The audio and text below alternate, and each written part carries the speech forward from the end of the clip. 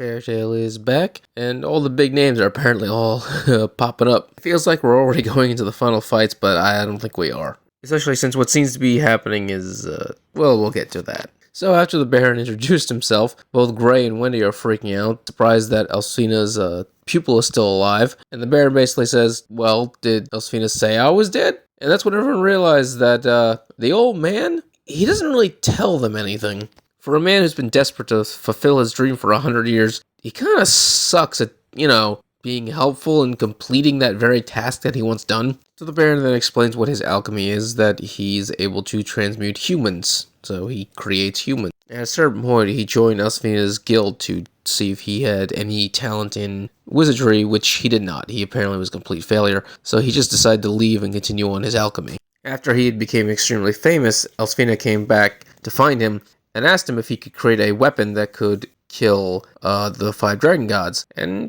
Baron was okay with it. He seemed to be on Elfina's side at the time, at least. And so he decided to create Athena. And he says that Athena is his greatest work, his greatest creation. It was his first attempt at creating a human being. But at the same time, it was also a massive failure, because Athena is still just a doll. She is not actually a human being with flesh and blood and bone. She had godlike power, because she's on par with Zareth, but she just, was still a doll. For an unknown reason, Athena decided to run away, all the way to Ishtar. Rogenforce asked if she was offended by the fact that she was being treated like a weapon, and the Baron's response is she has no emotions. Yeah, so she can't feel anything. In fact, her only goal was to basically fulfill her purpose of being created, which was to become a human, which is why she ended up becoming the White Wizard and also starting the cult. She was trying to use the cult to make herself human somehow. But this dream of her wanting to become human ended up being great for the Baron, because for his goal to be fulfilled, he has to turn her human, because he has to complete her. He has to make her a human, like he made Zetsu and Genai. And he doesn't actually explain it, but for some reason, the Fairy Tail Wizard's magic is required for that to happen. For Athena to become human,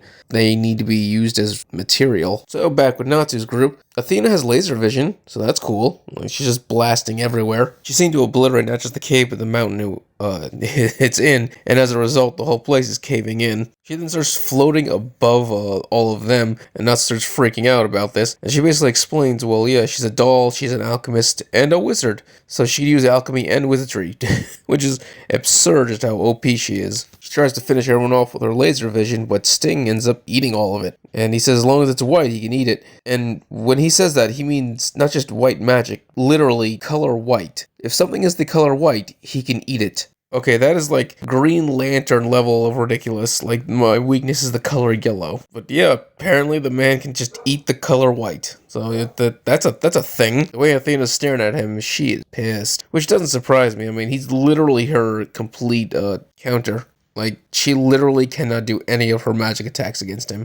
But that really doesn't matter, because she still has her alchemy. Back with Urza, apparently they tried everything they can to escape, but nothing seems to work. That's when Minerva just walks in and then uses her spatial magic to switch the two of them with the shopkeep, and there you go, they're free, and he's now stuck in the picture. So after Urza and Jalal separate, they all decide to start to interrogate the man. And it's really an easy interrogation, because all they do is threaten him and then ask him, hey, why did the Golden Owl want us? And his response is, I don't know. And then they continue to threaten to rip up the photo, killing him, basically. And he responds by saying, I don't know, I really don't know. And he really didn't. He really has no answers. He was just ordered to capture them. Which means at least the Golden Owl has some intelligent people. Sai might be a dumbass, but the rest of them are at least intelligent enough to know not to use third parties and give them all the information they don't need. The Scenario Sisters then walk in and basically confirm that he literally knows nothing. So the bubbly sister, Rosiu, I believe that's how you pronounce her name,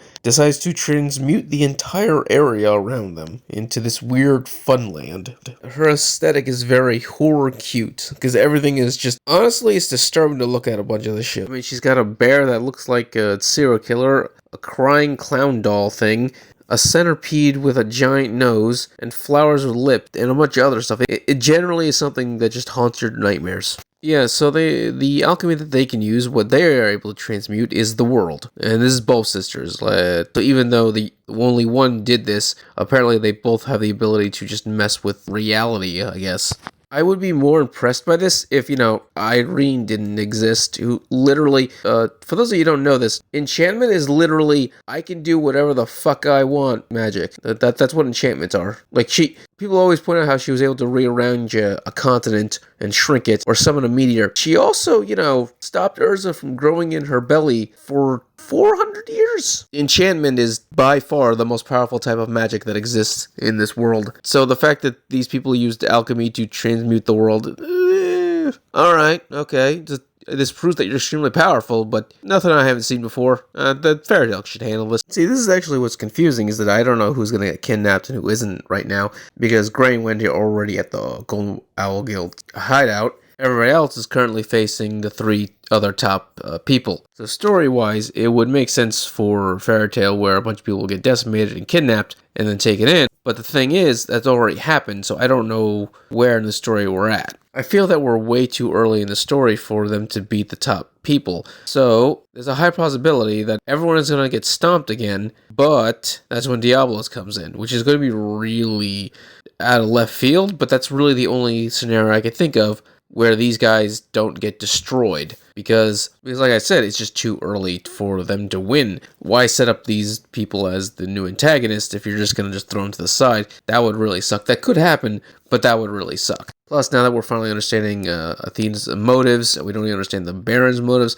there has to be more to this arc, so it ain't gonna end here. Fairy Tail's most likely gonna lose. I'm glad we actually got an answer to why the Golden Owl wants the Fairy Tail Wizards, because now we know Athena isn't completed yet. Once she's fully completed, once she's become, human, then she'll be able to defeat the Dragon Gods.